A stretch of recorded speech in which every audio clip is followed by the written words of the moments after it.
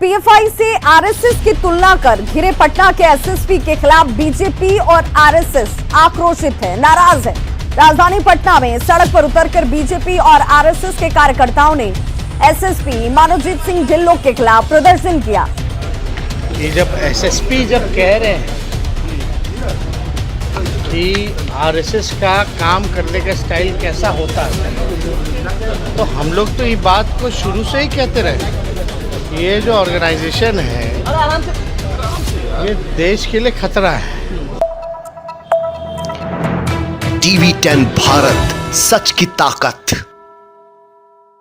नमस्कार, आप देख रहे हैं टीवी 10 भारत और आज एक बार फिर मैं हाजिर हूँ कुछ खास टॉपिक के साथ। दोस्तों, पटना में इस वक्त जमकर बवाल हो रहा है। पटना का जो राजनीतिक माहौल है वो पूरी तरह से गरमाया हुआ है और इन सब के पीछे कोई और नहीं बल्कि वहां के एसएसपी मानवजीत सिंह ढिल्लों हैं। उन्होंने कुछ ऐसा बयान दे दिया है कि बीजेपी और आरएसएस के जो लोग हैं वो हाय तौबा मचा रहे हैं, सड़क पर उतर आए हैं।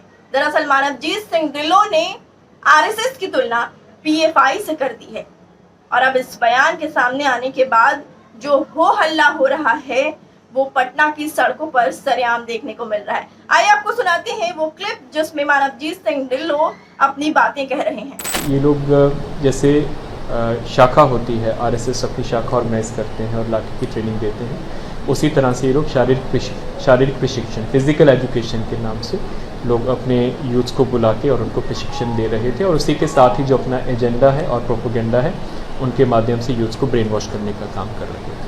तो सुना आपने कि किस तरह से मानवजीत सिंह ढिल्लों ने साफ साफ ये कह दिया है कि पीएफआई में जिस तरह से ट्रेनिंग दी जाती है, जैसे लोगों का ब्रेन वॉश किया जाता है, मार्शल आर्ट की ट्रेनिंग दी जाती है, लाठी चलाने को सिखाया जाता है, वैसी ही ट्रेनिंग आरएसएस में भी दी जाती है। उनका इतना बोलना ही था कि अब वो पूरी तरीके से घिर चुके हैं। उन्हें हेडक्वार्टर से कारण बताओ नोटिस भी जारी कर दिया गया है।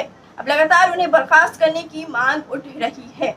बीजेपी के कई नेता ने उन्हें पद से हटाने के लिए मुख्यमंत्री नीतीश कुमार पर दबाव बनाना शुरू कर दिया है। हालांकि मुख्यमंत्री नीतीश कुमार की तरफ से भी ये साफ कर दिया गया है कि मानवजीत सिंह ढिल्लों कहीं नहीं जा रहे, ना ही उन्हें बर्खास्त किया जाएगा, ना ही उन्हें पद से हटाया जाएगा। इस बीच कई जेडीयू नेताओं का भी मानवजीत सिंह ढिल्लों को सपोर्ट मिल रहा है। इस सपोर्ट की वजह से जेडीयू और बीजेपी दो धड़े में बटी हुई नजर आ रही। दोनों के बीच दरार साफ देखने को मिल रही क्योंकि बिहार में बीजेपी और जेडीयू की मिलीजुली सरकार है। वहीं दूसरी तरफ महागठबंधन जो है उससे भी सपोर्ट सामने आ रहा है। जीतन राम मांझी और तेजस्वी यादव भी मानवजीत सिंह ढिल्लों को सपोर्ट कर रहे हैं। आप अंदाजा लगा दीजिए कि जब एसएसपी कह रहे हैं कि आरएसएस का काम करने का स्टाइल कैसा होता है, तो हम लोग तो ये बात को शुरू से ही कहते रहे। ये जो ऑर्गेनाइजेशन है ये देश के लिए खतरा है और ये जितना भी समाज में जहर बोया जा रहा है ये सब उनके एजेंडे का काम है। तो जो भी कहा है ये झूठ थोड़ी ना कहा है। अब ये सवाल उठता है कि एक पुलिस ऑफिसर एसएसपी, इतने बड़े राजधानी के एसएसपी है, उन्होंने कुछ बयान दिया है, उसके बाद लगातार कुछ नेता उन्हें आतंकी करार रहे हैं। उनका कहना है कि वो एक आतंकी संगठन से बिलोंग करते हैं, इस वजह से उन्होंने ऐसा बयान दिया है।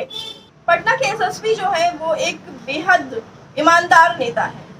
उनकी इमेज काफी अच्छी है, अपनी ड्यूटी काफी शिद्दत से निभाते हैं और अब इस बयान के बाद लगातार सबसे देशभक्ति पार्टी है जो बीजेपी, उसके नेता उन्हें गलत टेररिस्ट बता रहे हैं।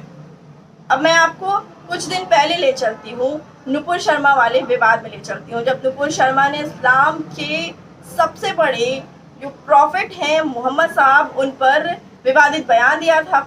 इस बयान के बाद बीजेपी की तरफ से तो कोई एक्शन हुआ ही नहीं, लेकिन जब उनके खिलाफ एक्शन लेने की बात आई तब वो कानून कहाँ चला गया था। नुपुर शर्मा की गिरफ्तारी नहीं हुई। बीजेपी ने कई दिनों के बाद नुपुर शर्मा पर एक्शन लिया और वो भी एक्शन तब लिया जब बाहर की कंट्री, गल्फ कंट्री ने भारत पर शिकंजा कसना शुरू कर दिया। तो मैं ये पूछना चाहती हूँ कि इस देश में दो अलग अलग लोगों के लिए फ्रीडम ऑफ एक्सप्रेशन के अलग अलग मायने क्यों हैं? देश का एक एसएसपी है, बिहार की राजधानी पटना का एक एसएसपी है। अगर सिर्फ उसने ये कहा है कि आरएसएस पीएफआई जैसा है तो उसे लगातार आतंकी बताया जा रहा है। वहीं दूसरी तरफ नुपुर शर्मा का बयान भी बहुत गलत था, उन पे भी वही धाराएं लगनी चाहिए, वैसे ही गिरफ्तारी होनी चाहिए। लेकिन गिरफ्तारी तो दूर, उन पर केस भी काफी दिनों बाद दर्ज हुआ है। तो ये कैसा रूल रेगुलेशन है? ये कैसे देश में दो लोगों के लिए अलग अलग रूल रेगुलेशन चलाया जा रहा है?